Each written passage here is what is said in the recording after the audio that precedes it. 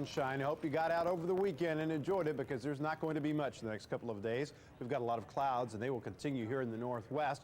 Clouds are rather thick at times, especially in western Washington and Oregon, but not much rain coming out of these clouds just yet. There will be a little bit more as we move through the middle part of the week. Systems out here fairly weak right now. Looks like we've got one coming in probably about this time tomorrow. They'll be a little stronger. That'll last into Wednesday, a break on Thursday, and then another stronger weather system as we head into Friday and Saturday. In the meantime, the current satellite picture shows the clouds over Washington, mostly clear over Oregon and southern sections of Idaho. It's already down to 31 in Burns, but underneath the clouds, 57 still in Portland, 52 in Seattle, a cool 39 in Spokane. You might have some problems with fog again tonight in eastern Washington and also in western Washington and Oregon in the Willamette Valley. Don't think it'll be as bad as it was the last couple of mornings, but the air is being mixed around a little bit more now, but there could still be some fog forming up later tonight and early tomorrow morning. Watch out for that. Let's go to the radar pictures for the last couple of hours, and we can see the light rain moving into western Washington and Oregon. And again, this is very light rain, some of it not even reaching the ground. There could be some sprinkles out there. Might make you turn on your windshield wipers if you're going to be out this evening.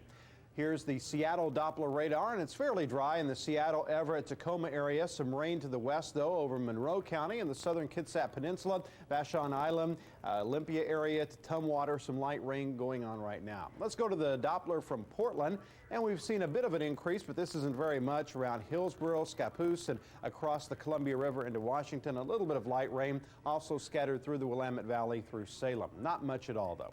Okay, these are the lows tonight. Temperatures really not dropping all that much with the thick clouds. Rather mild, really, and it'll stay that way all week long. 44 in Seattle, 47 in Portland overnight.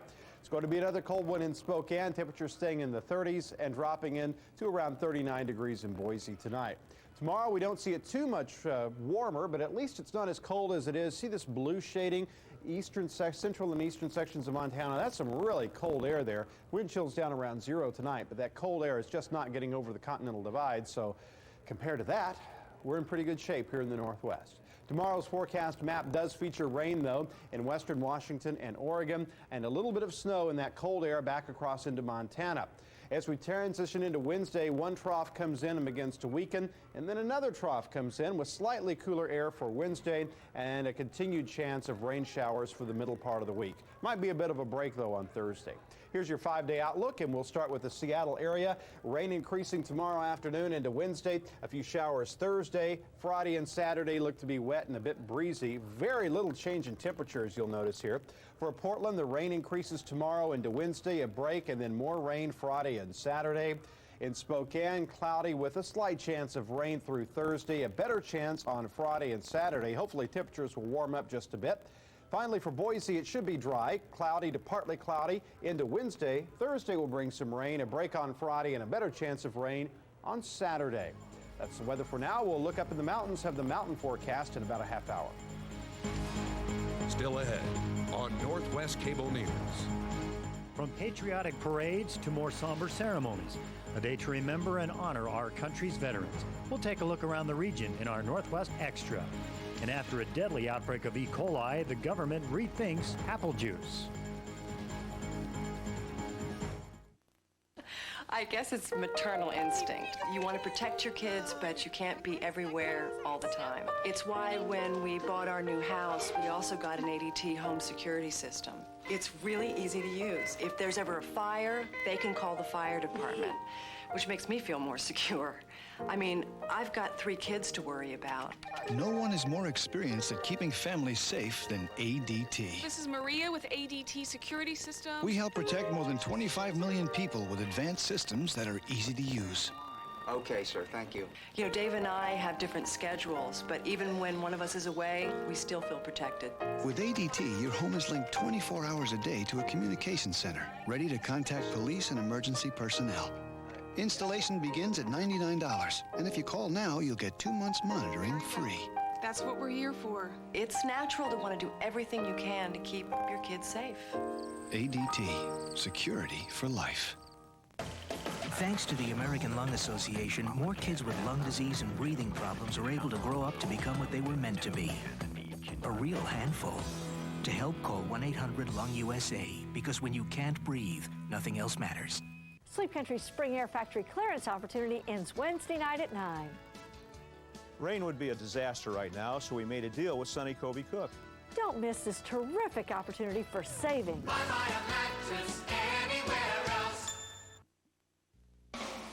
Now, Northwest Extra. In our Northwest Extra, remembering our vets, it was a day to say thank you to all the men and women who served in the military. Men and women, living and dead, who performed their patriotic duty to keep America free. We start our look at Veterans Day activities across the Northwest in Seattle. The gray skies gave a sad backdrop to the solemn ceremonies at Seattle's Veterans Memorial Cemetery. The names and locations of service on the headstones read like a history book of where America has fought to keep the light of Lady Liberty shining bright. The loss of former comrades seems like yesterday to some of these old warriors. My response to those that died in the service, excuse me. The mood was more upbeat at a Veterans Parade in Portland. Children waved Old Glory to the beat of the drums. A couple of parade participants talked about performing their patriotic duty. Something you had to do, you had to do. There's nothing, you had no choice about it. So here we are, we're back in it again. This represents a day that many people gave their lives to give up the freedom to do as we are able to do. Freedom of speech, freedom of religion, freedom of politics. I fought for my country and watched a lot of my comrades die. Thank God that I'm still here to be able to uphold the tradition. In an effort to cut the red tape that many veterans go through to receive benefits, a new center appropriately opened in Spokane today.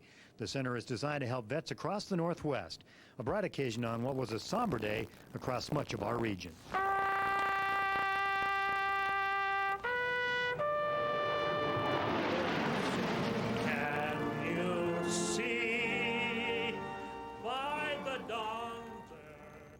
In Boise today, a special Veterans Parade honored volunteers who served as stretcher bearers, ambulance drivers, and non-support personnel during wartime. In news beyond the Northwest, the Army investigation into sexual misconduct has expanded to a Missouri training base. Charges of rape and sexual harassment have already been filed against 5 soldiers at a Maryland facility. Meantime, calls are pouring into a hotline that was set up after the sex scandal was uncovered. And just north of Mexico City, a gasoline storage tank has exploded. At least 11 people have been injured. 12 years ago at the very same site, several gas explosions killed more than 500 people. No injuries are reported after an explosion and fire at a Texaco oil refinery in Los Angeles. Soot and smoke from the blast could be seen for 50 miles. It even rattled windows 30 miles away. 100-foot flames destroyed part of the steel structure. No word on what caused the first explosion. You may have to shell out major bucks for minor fender benders in your minivan. Tests by the Insurance Institute for Highway Safety show several popular minivans didn't do too well in low-impact crashes. The 1996 Ford Aerostar did the worst, averaging more than $1,400 in damage. Tens of thousands of Cleveland residents are without electricity because of an early winter blast. The Great Lakes region was buried under 2.5 feet of snow. 9 deaths are blamed on the snowstorm, and an American Airlines plane slid off a runway in Cleveland. No one was hurt. More snow is expected. Repercussions from the latest Northwest E. coli outbreak. The government is considering making pasteurization